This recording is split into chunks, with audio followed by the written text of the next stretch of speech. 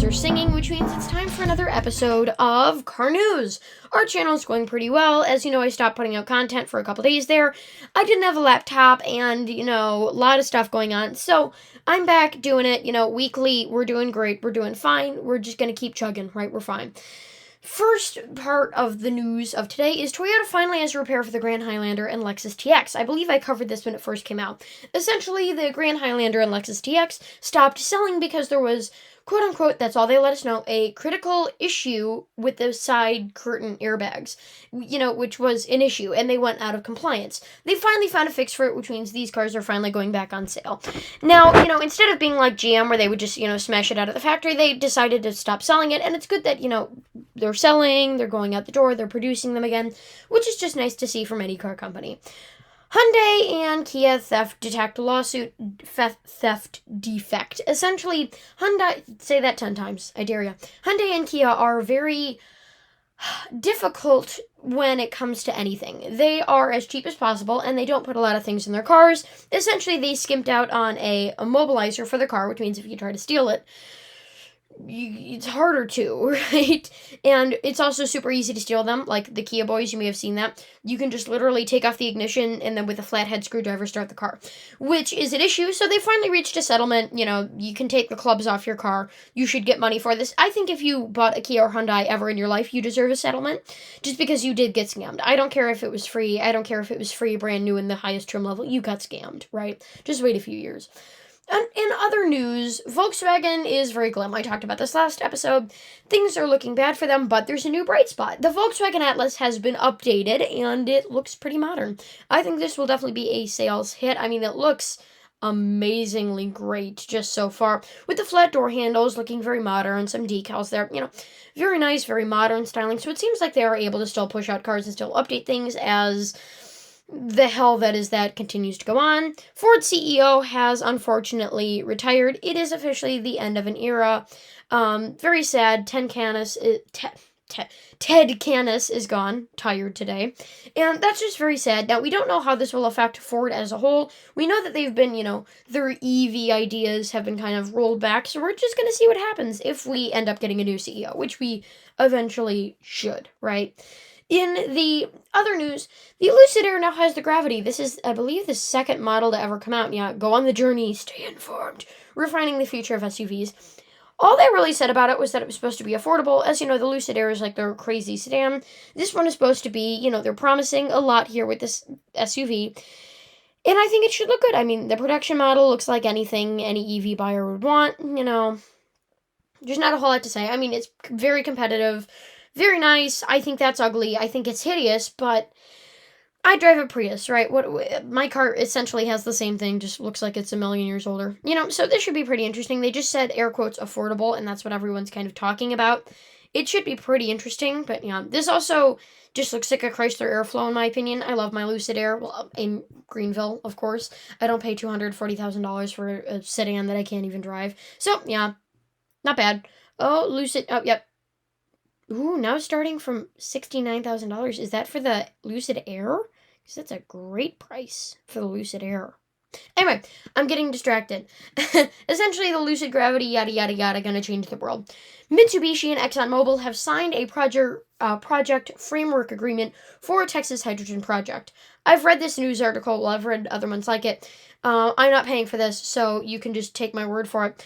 Essentially, they've announced that they're going to sign a project framework agreement for Mitsubishi's participation in ExxonMobil's facility. So they're not working together, more just Mitsubishi's going to participate. Essentially, in Texas, they're going to open a carbon-free hydrogen, produce a carbon-free hydrogen with approximately 98% of essentially, they're making hydrogen that's good, carbon-free, amazing, future of things. It's good to see Mitsubishi actually get in on the future instead of just signing EV agreements with failed car companies. No, Hyundai, scams. Hyundai and Genesis have announced major recalls of high-performance models in the U.S. Essentially, just Hyundai and Genesis. Like I said, I really don't want to shit on them too much because they're affordable cars, and I know that people need affordable cars, and I'm happy that they're making those affordable cars. But just because they have to be affordable doesn't mean they have to be a total shitbox. Like, look at the manual Mitsubishi Mirage. That's a perfectly reliable car. Their cars have always been shitty. You know, like a Kia, buying a 2009 Kia may have been okay. Now they have electrical issues. Now they have engine issues. They essentially all suck. Now, this is kind of interesting. Toyota's solid-state battery, which if you don't know, essentially what Toyota's trying to do. So, hydrogen vehicles need a battery, right? It's essentially just an EV, except instead of charging it directly, you use hydrogen to get the power to charge the batteries, right? That's essentially how it works. It's a very backwards way of doing things, but hey, carbon-free, great gas mileage, great functionality, better than an EV in every single way. Right now, and you want to know what it's very good. It's a great technology. And so you may notice that if you still need a battery, you still need lithium-ion, which is not renewable. Again, the renewable thing, but if you're going to go with that, if you're going to attack with the renewables scheme, then you have to admit when your own technology isn't renewable, right? So it's not like I'm like a hardcore advocate or protester or anything. I'm just saying if that's the point that you're going to go from, you need to make sure that your own technology follows the scheme for which you believe all technology should. So their solid-state battery is essentially a battery not made with lithium-ion and out of more stable, solid chemicals that shouldn't randomly explode. And it's officially gained approval from Japan's Ministry of Trade, which essentially means that this is real. A lot of people thought it was like vaporware, like doesn't exist, like Toyota just put that out. Apparently it's real. I'm still skeptical. Car companies do this all the time. Toyota's not exempt from it.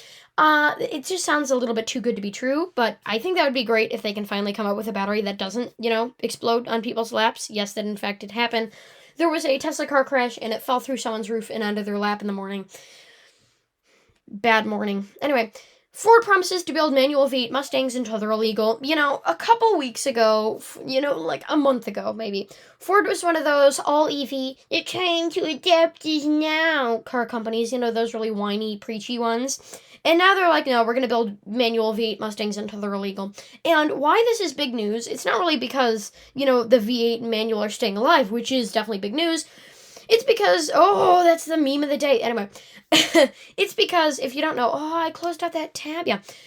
Chevrolet has decided officially to discontinue the Camaro. The Camaro was always, like, the Corvette was like serious beans. The Camaro was always, affordable, better. I've always liked the Camaro more than the Corvette. The Corvette is just trying too hard. So, Ford promising to build manual V8 Mustangs until they're illegal. Meanwhile, Chevrolet is canceling, meanwhile, Chevrolet and Dodge, the two only other American car companies that are still being sold in the U.S., mainstream at least, have discontinued,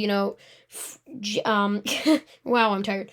Chrysler with the Dodge Durango, the Dodge Dungeon, I'm so tired today. The Dodge Charger and Challenger, and Chevrolet with the Camaro, them discontinuing these, and then Ford saying we're going to build these manual V8s as long as we can, is a stark contrast. And the meme of the day, I am not an avid Reddit user, but I use it occasionally. Yeah, and I happened to come across this.